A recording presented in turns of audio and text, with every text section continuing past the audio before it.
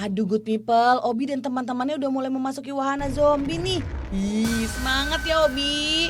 Kita udah masuk di mananya, Good People? Aduh. Visual kamu deh, kamu.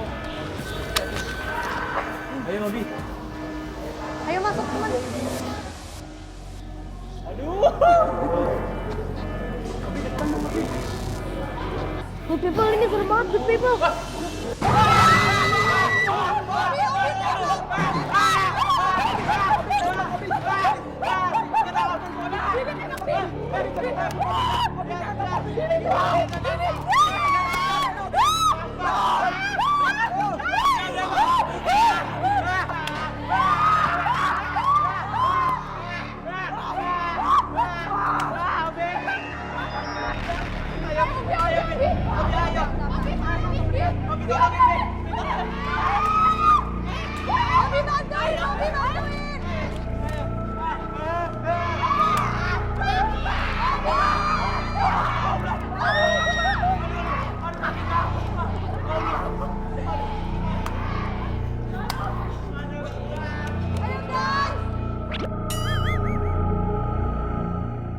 Hai good people, ngomongin soal zombie, ternyata ada banyak film zombie yang terlaris dari berbagai macam negara. Good people pasti penasaran banget kan? Yuk kita simak beberapa film zombie terlaris di dunia. Yang pertama ada film World War Z. Film ini adalah film terlaris pertama dengan pendapatan 540,5 juta US dollar atau 8,4 triliun rupiah. Film ini berkisah tentang wabah virus misterius yang menyebar mendadak dan menjangkit jutaan orang di dunia. Gary Lane yang diperankan oleh Brad Pitt merupakan seorang mantan staf PBB yang mendapat teror zombie saat terjebak di kemacetan kota. Kemacetan berubah menjadi kekacauan akibat serangan zombie tersebut. Gary menyelamatkan keluarganya dengan mengajaknya bersembunyi. Lalu Gary menyelidiki awal mula penyebaran dan menemukan vaksin untuk menyelamatkan umat manusia. Hi, gimana good people? Serem banget kan? Yang kedua ada Resident Evil, bercerita tentang seseorang wanita bernama Alice dalam menghadapi para zombie untuk bertahan hidup atau melindungi orang lain. Virus T hasil produksi Umbrella Corps menjadi biang kerok berubahnya manusia dan hewan menjadi zombie. Resident Evil menjadi salah satu film zombie yang paling sukses yang diadaptasi dari video game dengan judul garapan Capcom. Film ini juga berhasil meraih pendapatan hingga 100 juta US dollar atau sekitar 1,6 triliun rupiah loh good people. Selanjutnya ada salah satu film zombie terbaik Korea Selatan yakni Train to Busan. Film ini berkisah tentang perjuangan seorang ayah yang diperankan oleh Gong Yoo menyelamatkan putrinya dari penyebaran virus mematikan yang terjadi di dalam kereta dengan rute Busan ke Seoul. Dalam perjalanan menuju Busan, seseorang sudah terjangkit virus mematikan dan tanpa disangka orang pembawa virus itu menyerang. Dari sinilah mimpi buruk dimulai, satu demi satu penumpang sehat mulai terjangkit, sementara yang lainnya harus bertahan hidup. Film ini juga mencapai pendapatan hingga 98 juta US dollar atau 1,5 triliun rupiah. Film zombie terlaris keempat berjudul 28 Days Later. Dengan pendapatan 85,7 juta US dollar atau 1,3 triliun rupiah, film ini menggambarkan kisah Jim, seorang kurir yang menemukan kesunyian di London.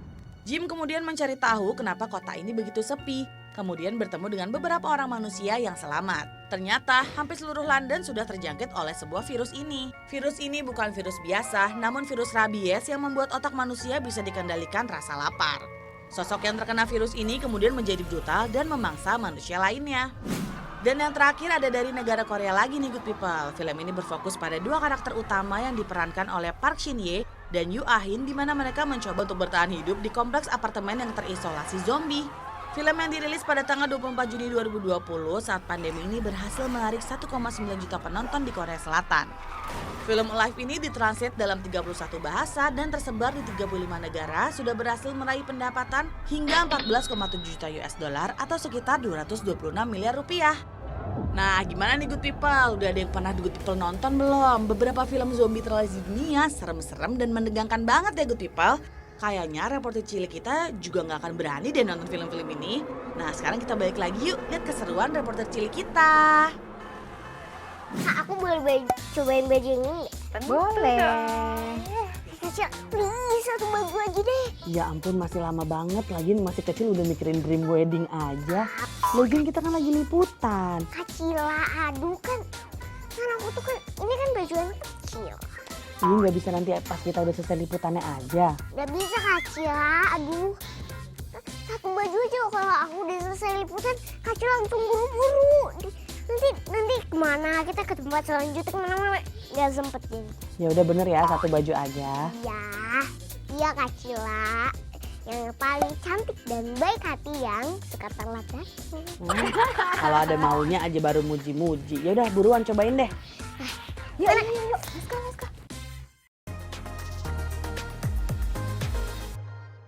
Kak Cila, mau lihat aku nggak? Ya mau, lama banget ganti bajunya. Aku Yuk, hitung ya. 1. Kak Cila deh hitung. aku yang hitung. Tapi kamu pasti cantik gak nih? Kak Cila jangan kaget ya kalau aku cantik ya.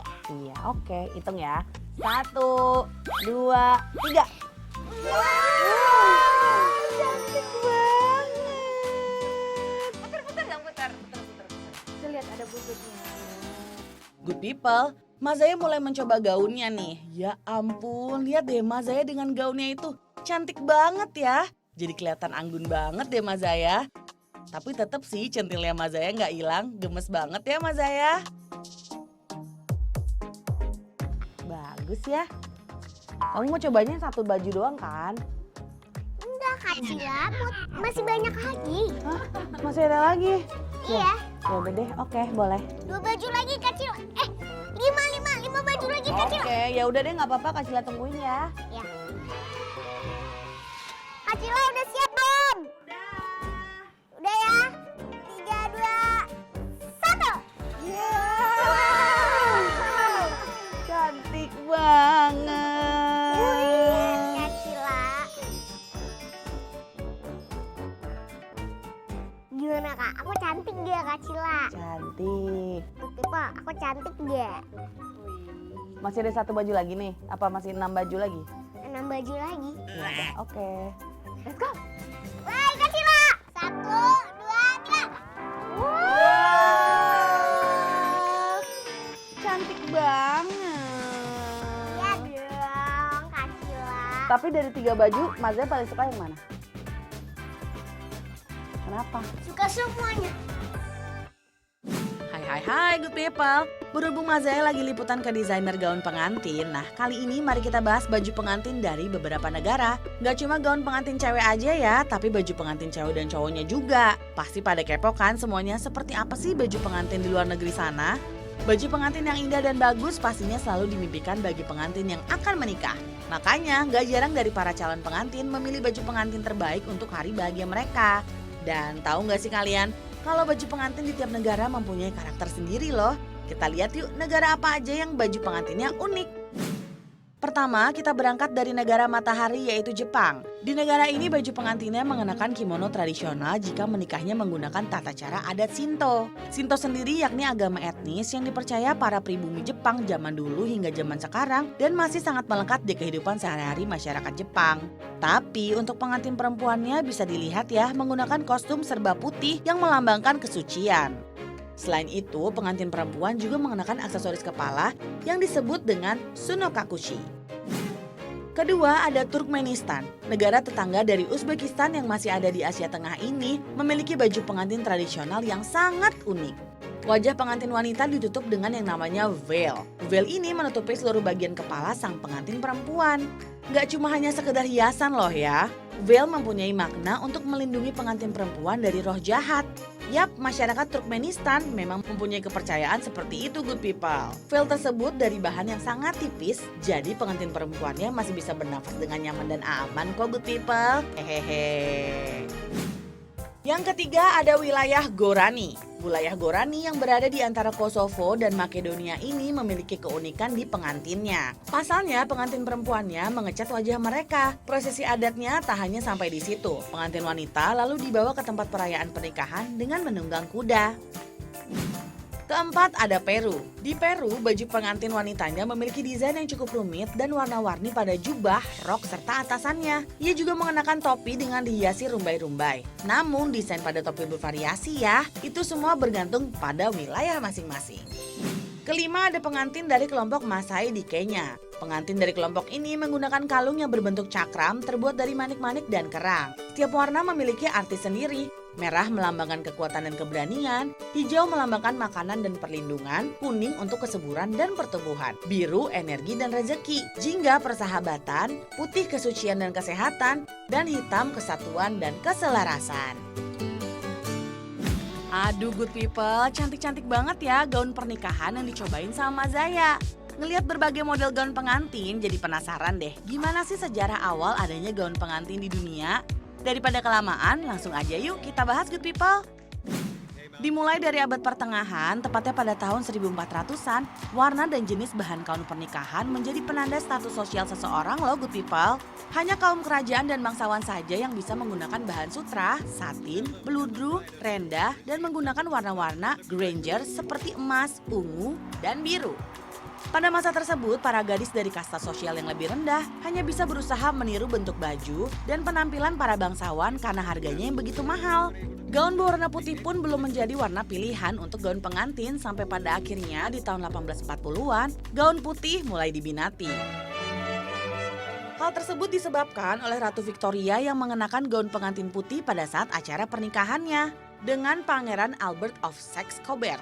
Statusnya sebagai keluarga kerajaan sekaligus simbol gadis bangsawan ternama membuat gaun pengantin putih mewah berhiaskan penuh rendah Honiton lace yang dikenakan oleh Ratu Victoria itu menjadi trendsetter berikutnya.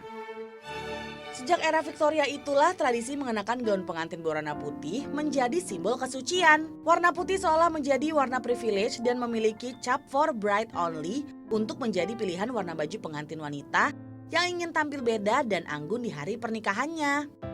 Memasuki tahun 1920, gaun pernikahan mulai lebih sederhana dan mengikuti perkembangan fashion saat itu. Pada dekade tersebut terjadi revolusi pada pakaian wanita. Pakaian wanita yang biasanya panjang mulai naik hingga ke lutut loh good people. Dan untuk pertama kalinya gaun pernikahan di tahun-tahun ini dan selanjutnya sudah mulai bervariasi. Nah good people, seiring perkembangan zaman, gaun pengantin tidak hanya berwarna putih plain saja, tetapi juga ada nuansa warna seperti krem, champagne, broken white, off-white, dan ivory. Dan model gaunnya pun sudah bervariasi, bahkan bisa sesuai sama selera kita loh. Hayo ngaku, kalau gaun pengantin idaman kamu yang kayak gimana sih good people? Nah Yaya udah sama Kak Cynthia dan Kak Amelia. Sekarang Made mau gambar nih good people. Kak ini kalau mau gambar dress ini awalnya gimana sih? Ya kita pilih dulu nih desainnya nih. Misalkan mau dadanya mau lurus ya? Lurus atau yang bentuk heart? Lurus. Oke lurus. Jadi ini kita gambar tuh garis di sininya dadanya lurus. Di sini lurus. Di sini. Ya. Sini nih titik, aku bantu titik ya Mas saya. Titik sini. Nah Kesini. ikutin garis Aku tuh. bentar. Kak kalau mau kayak sekolah dress gitu di mana sih Kak? Ya banyak sih. Mau di luar negeri atau di lokal juga udah banyak sekarang. Yuk, nih bikin kayak gini ya, ikutin kakak nih. Nih tuh lihat tuh. Wih, hurufnya gede. Sini. Nah, Dari sini. Iya, tarik garis. Gede. Wih, satu lagi. Maunya yang gede kan tadi yang bolgan. Nah, terus kita kasih rimpel gitu ceritanya. Iya, kita tarik garis. tiga garis. Nih ke sini. Nah, Ya, oke. Terus ada nggak Kak baju pengantin tuh yang paling susah? Paling susah ada. Biasanya yang kayak kita kerjainnya perlu pakai tangan. Jadi ngerjainnya lama banget. Biding-bidingnya satu-satu dipayet. Kak kalau habis digambar tuh gimana sih Kak? Nah ini kan dasarnya udah jadi nih. Nah sekarang terus kita tinggal pilih bahan. Nanti misalkan, misalkan nih motifnya kita mau warna apa nih. Kita isi dulu nih. Misalkan kamu suka motifnya kayak gimana? Pink. Sini. Tapi nanti kita bikin yang ini yuk, bikin warnanya mau apa? White? yang putih ya. Ayo kita pilih bahannya yuk. Oke,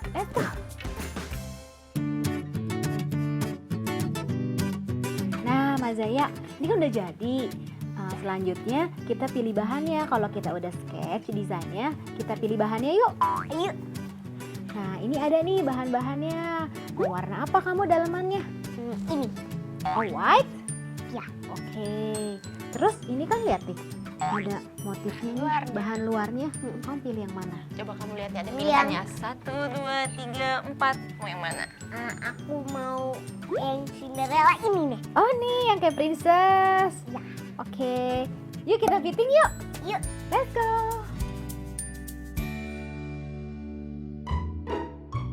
Nah, good people, kali ini Mazaya lagi mau dibikinin gaun ala-ala wedding dress gitu deh. Kira-kira jadinya gimana ya? Mazaya udah belum? Belum. Aduh Kak Cila. Mau lihat nggak? Yuk. Ya, aku buka ya. Duh, nyangkut lagi. Yuk. 3, 2, 1.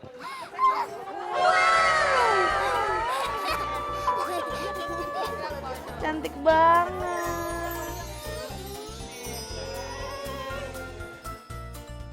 Thank you, Kak.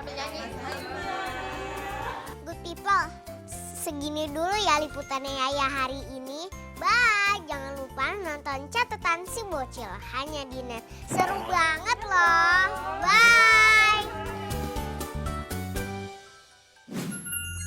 Good people, wahana zombie di JKT Go Fantasia ini mempunyai rules untuk membasmi zombie dengan menggunakan pistol yang sudah diberikan. Selain itu, para pengunjung pun harus berhasil mencari jalan keluar. Tapi kelihatannya sih dari tadi mereka nggak nembakin zombie tuh. Aduh, kira-kira Obi dan teman-temannya bakal berhasil nggak ya? Ini aku lagi dikejar-kejar zombie nih, serem banget guys.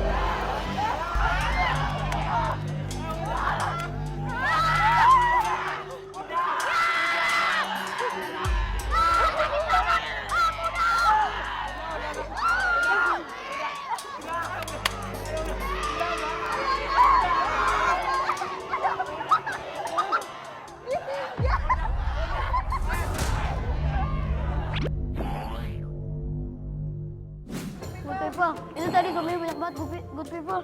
Sumpah dah. Mau masuk lagi nggak semua? Cukup sekali ini aja. Kayaknya gambarnya kurang deh tadi, aku perlu masuk. Good people, gemes banget deh ngeliat Mazaya yang happy karena pakai gaun cantik. Selanjutnya masih ada testimoni dari para reporter cilik nih. Jadi tetap di catatan si bocil, seru banget loh. Bangunannya keren-keren, tinggi-tinggi lagi. Iya, gede-gede bangunan di sini mah. Keren banget. Udah kayak istana. Good people, di episode sebelumnya ada reporter Obi yang lagi liputan di salah satu mall besar di Jakarta nih. Dan ada reporter Mazaya yang lagi liputan gaun pengantin. Mau? Beneran nih? 1, 2, 3. Sekarang mending kita lihat yuk kelanjutan dari liputan para reporter cilik ini. Hanya di catatan si bocil, seru banget loh. Udah. Ayo, itu udah mau mulai.